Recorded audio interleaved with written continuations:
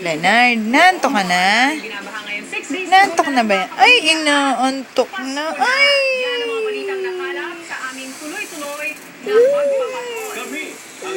Na, dedede ka na?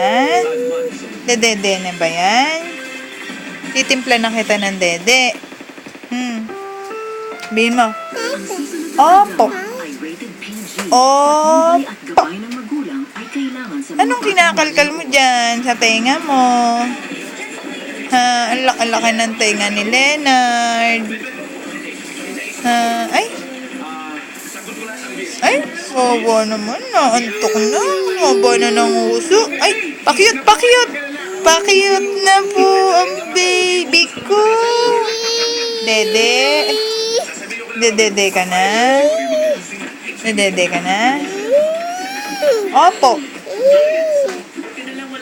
Sabihin mo, opo, nay, dede na ako, nay. Nanay, dedede na ako, nay.